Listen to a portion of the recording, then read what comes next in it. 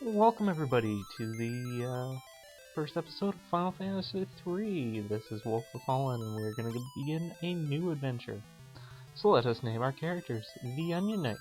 I'm going to name them after the DS version. So our first character is going to be none other than Lunith. I think that's how you pronounce it.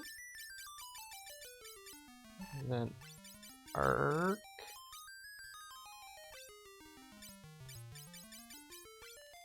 Oh.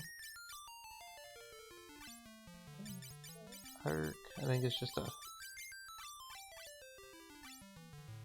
Next one is the female, which will be Raphia. Raphia, I guess. There we go. And we get our final stereotypical grouchy looking, but not so much, Ignis. I know I've heard it somewhere before, but I can't remember. And I don't remember what a G looks like, apparently. So there we go. We have our 4 light warriors, and they apparently fell into a toilet. Nah. There was an earthquake, and we fell into, an underground cave.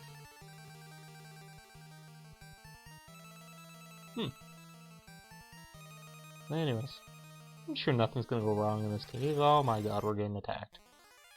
So here we go. Here is the new screen. It is a little bit different than a little more colorful than the previous two. Similar to the second one, but a little more colorful under one. Something new to this is, well, first of all, it shows you who's targeting who. The little numbers. And kill them. But the biggest thing that's new to this is auto-targeting.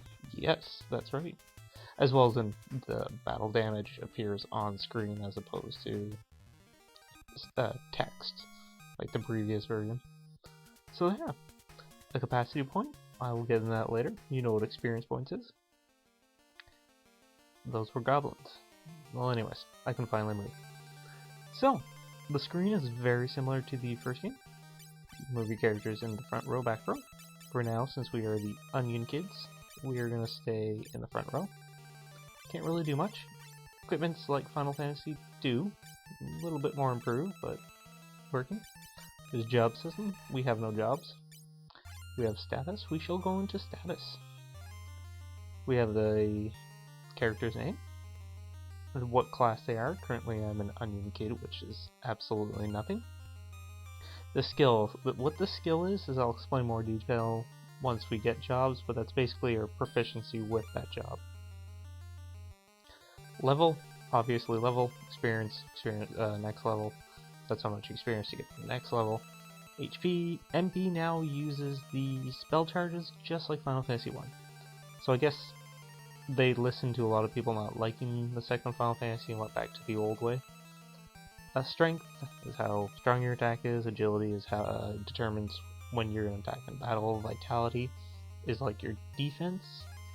Intelligence is like your magic attack.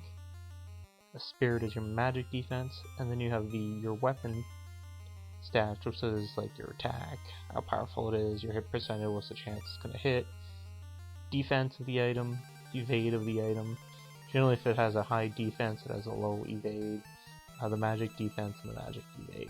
So, that's about all there is. Sorry if I'm going too quickly. We don't have any magic, but here it is right here. It goes by levels just like Final Fantasy 1. So it's similar to Final Fantasy 1. They went a little bit back, but a little bit different. And we get attacked by goblins again. Oh, I gotta press the button to start the battle. So anyways, yeah, auto-targeting. It's great. Now,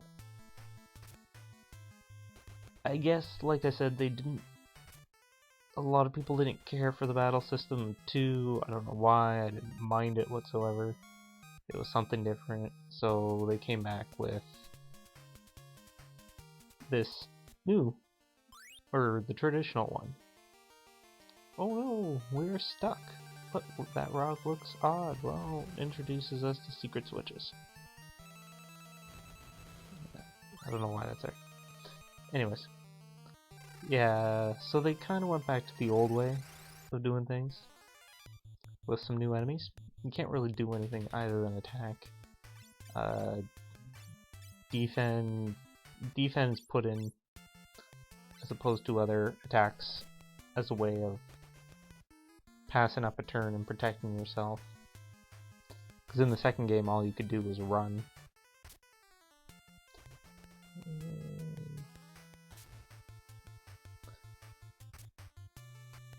Sorry if I'm going through this a little quick.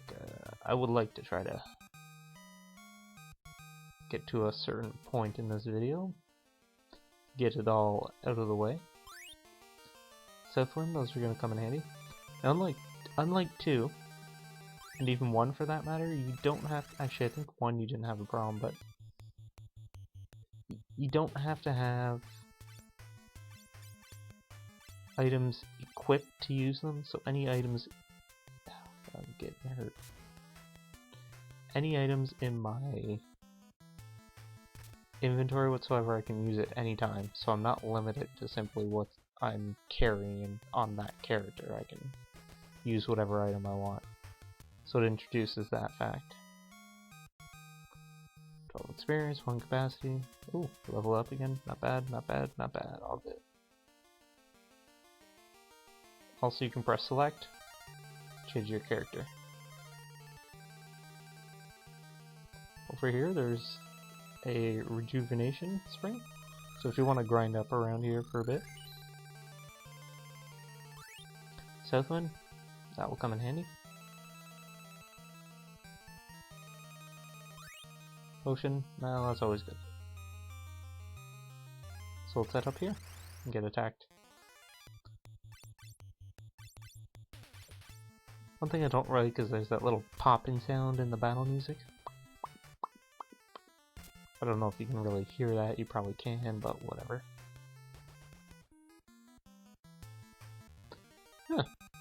I guess the stats are totally... I guess the HP is randomized when you start it, because when I first played this, Raffia had less HP than the others. So we're being attacked by a monster. And it is land turtle. So now you get to just fight. Go and use Southwind on this guy. So you can just double click whatever item you want. There you go, and attack. Now this thing will evade most of your physical attacks, making it difficult to hit. That's why they pretty much give you the Southwind to introduce you to battle items. They want you to use them. And there you go, you're dead.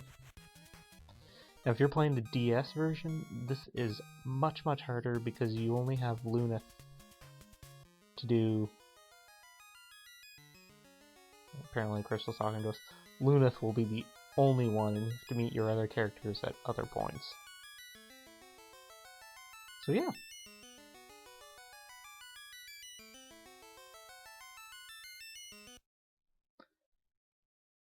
Boom! So there's pretty much our story. And here's our intro.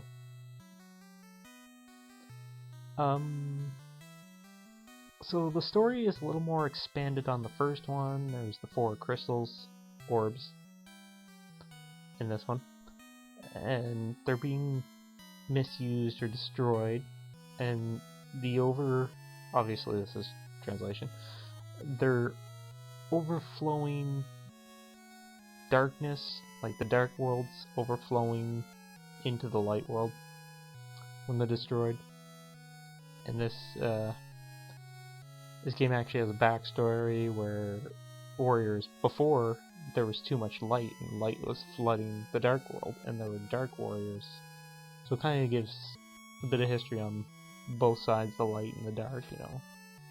When one is overbalanced, warriors from the other side are called to pretty much fix the problem. They're plumbers, basically. One of the interesting things I find is that they tell you not to use Nesticle to play this, but the fact was is the first time I played this was on Nesticle. I think that was like the only real emulator out there at the time. But anyways, sorry I'm speeding through this, just kind of want to get this part over and done with so I can talk about it a bit more. Oh, we can get out through the magic circle, and the crystal shoots lightning out its ass, and we disappear at the back. So there we go. We're on the overworld. So first thing we want to do is we want to go to here, and we want to remove everything. Just click on it, and it removes it. Let's remove all of our items. Now this is really monotonous, and you'll see why I'm doing this. Because I'm going to go over here to jobs. When you go on jobs and you have items equipped, can't do anything.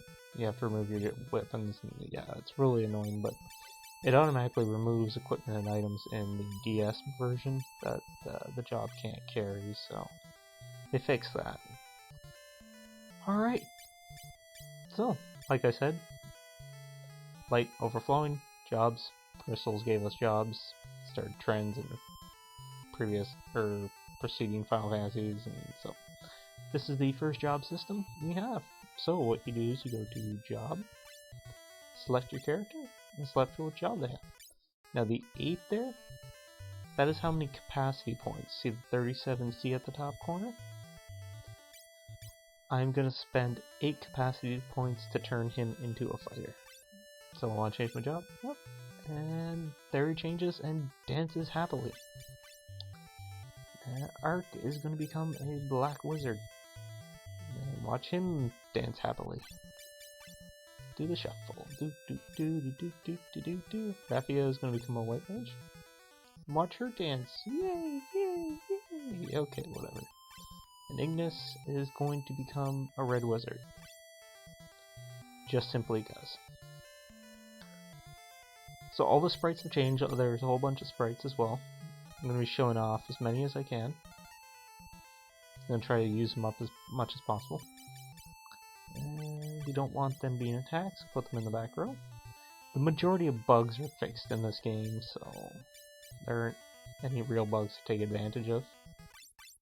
So your characters can only equip certain things.